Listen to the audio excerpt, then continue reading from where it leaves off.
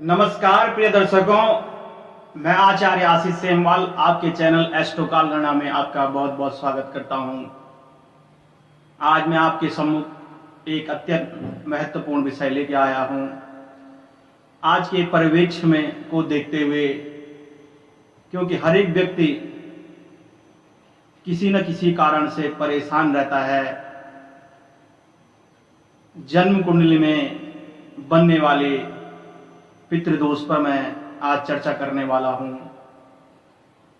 कि पितृदोष किन ग्रहों के योग से बनता है, किन ग्रहों के संयोग से यह पितृदोष बनता है जन्म कुंडली में। इसके लक्षण क्या हैं पितृदोष के, इन विषयों पर मैं आज आपके सामने चर्चा करने वाला हूं।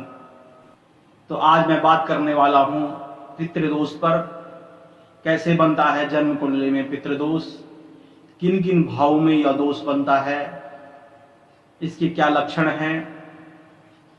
क्योंकि हर एक व्यक्ति जन्म कुंडली लेकर के किसी पंडित जी के पास, किसी ज्योतिषाचार्य के पास या अन्य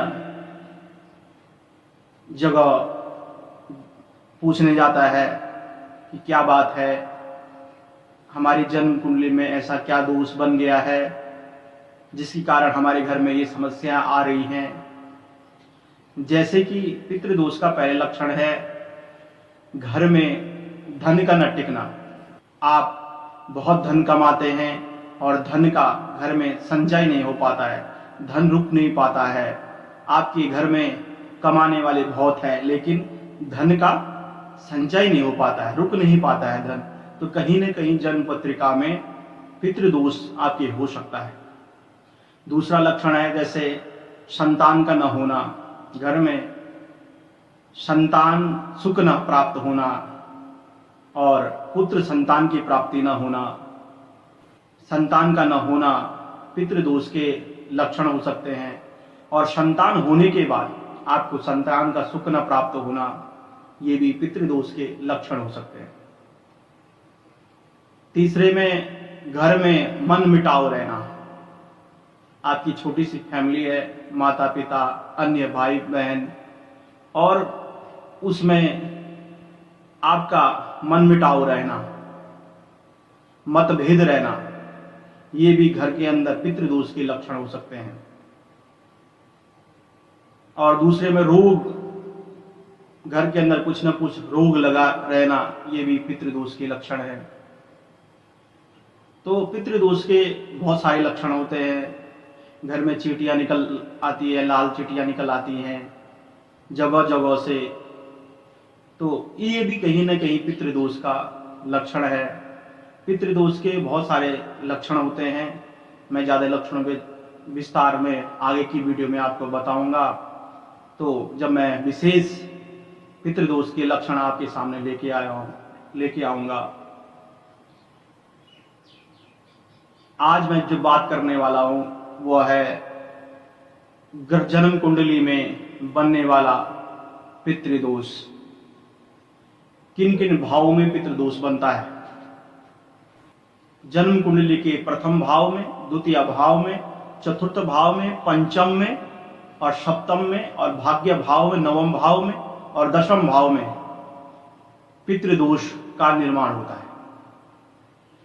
पहला भाव लग्न है, जिससे आपके बारे में जाना जाता है, उसे लग्न कहते हैं। दूसरे भाव से कुटुंब की जानकारी ली जाती है, इसको कुटुंब भाव भी कहा जाता है, धन भाव भी कहा जाता है।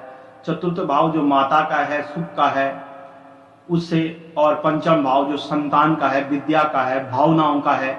सप्तम भाव जो है पत्नी का है, रोजगार का है, सप्तम भाव। नवम भाव जो है भाग्य का है, उन्नति का है, धर्म का है। और दसम भाव जो है कर्म का है, पिता का है, परिश्रम का है। इन भावों में अगर इन ग्रहों की युक्ति हो जाए तो बन जाता है पितृदोष। शनि और राहु का लग्न में हो जाना तो बन जाता है पितृदोष। और साथ में सूर्य शनि का योग हो या बृहस्पति राहु का योग हो या बृहस्पति केतु बैठे हुए हों या सूर्य राहु बैठे हुए हैं, ग्रहण योग बना हुआ हो, गुरु चांडाल योग बना हुआ हो या शनि और राहु का योग बना हुआ हो या शनि सूर्य का योग बना हुआ हो, तो बन जाता है पितृदोष। ये ही ग्रह अगर द्वितीय भाव में वे हों, जैसे सूर्य शनि एक साथ बैठे हुए हों, राहु सूर्य एक साथ बैठे हुए हों, शनि राहु एक साथ बैठे हुए हों या बृहस्पति राहु एक साथ बैठे हुए हैं, तो बन जाता है द्वितीय भाव में भी पितृदोष। ऐसे ही ये ग्रह अगर चतुर्थ भाव में हो, शुक्र भाव में हो, माता के भाव में हो, तो बन जाता है पितृदोष। पंचम में हो, सप्तम में हो, नवम में हो और दसम भाव में हो, तो ये ग्रह बनाते हैं पितृदोष।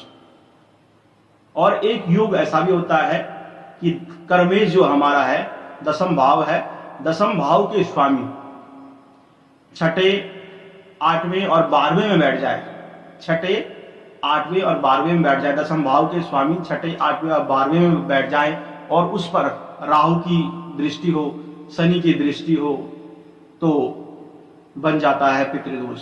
आपकी जन्म पत्रिका में विष योग बना हुआ हो, इन भावों में शनि चंद्रमा का योग बना हुआ हो, तो कहीं नहीं कहीं आपकी जन्म पत्रिका में पितृदोष है। लग्न में ये योग बनने से व्यक्ति अशांत रहता है, वह सही निर्णय नहीं ले पाता है, जहां भी अपने धन को लगाता है उसको अच्छा परिणाम उसको नहीं मिल पाता है, मानसिक अशांति हमेशा उसके अंदर बनी रहती है। द्वितीय भाव में बनने से कुटुंब परिवार में क्लेश रहता है, धन का संचय न होना, ये योग अगर द्वितीय भाव में बन जाए। चतुर्थ भाव में बन जाए, भूमि भवन वाहन का सुख न रहना, बहुत जायदाद होने के बाद उसका भू विलासिता न करना, उसमें मुनाफा न होना, माता के सुख में कहीं न कमी रहना। पंचम भाव में संतान का परिवार में न होना, संतान होने पर संतति का जीवित न रहना या संतति का सुख न रहना और विद्या अध्ययन में दिक्कत रहना, ये पंचम भाव में ये योग बनता है। और सप्तम में दाम्पत्य जीवन का सुख न रहना, विवाह न होना और रोजगार परिश्रम जो आदमी व्यक्ति करता है उसमें उसको फल न मिलना, सप्तम भाव में अगर ये दोष बन जाए। भाग्य भाव में दोष बन जाए तो भाग्य का उसके साथ कहीं न कहीं साथ न देना, हर जगह उसी को मुसीबत आना। 99% उसके काम हो जाते हैं लेकिन 1% लास्ट में उसका काम रुक जाता है, अगर भाग्य भाव में ये दोष बन जाए। और कर्म भाव में अगर दसम भाव में दोष बन जाए तो हर समय व्यक्ति कहीं न कहीं से परेशानी रहती है, कुछ काम करे उसमें परेशानी, चिड़चिड़ापन, अशांति, पिता के साथ न बनना, तो ये कर्म को लेकर के उसको हमेशा परेशानी रहती है कि मैं क्या करूं, क्या न करूं, किस क्षेत्र में जाऊं। ये दोष बनने से कर्म में कहीं कहीं व्यक्ति की दिक्कत आती है। तो कर्मेश अगर छठे, आठवें, 12वें में बैठ जाए, उसमें राहु की दृष्टि हो, शनि की दृष्टि हो, पापक ग्रह की दृष्टि बन जाए, तो पितृदोष बनता है। और इस दोष में अगर शुभ ग्रहों की दृष्टि पड़ती है तो कहीं ना कहीं उसको, उस व्यक्ति को थोड़ा बहुत राहत मिलती है, उसमें कमी आती है। अगर बृहस्पति कहीं ना कहीं से शुभ ग्रह या शुक्र ग्रह इस योग को देख रहा हो तो उस व्यक्ति को इस दोष से राहत मिलती है। मैंने आज आपको बताया पितृदोष कैसे आज जन्म पत्रिका में, जन्म कुंडली में पितृदोष बनता है। तब तक के लिए हमें अनुमति दीजिए। नमस्कार। आगे भी आपके लिए हम ज्योतिष संबंधी नई नई वीडियो आपके सामने लाते रहेंगे, नया नया ज्ञान आपको देते रहेंगे। तब तक के लिए जय माता दी।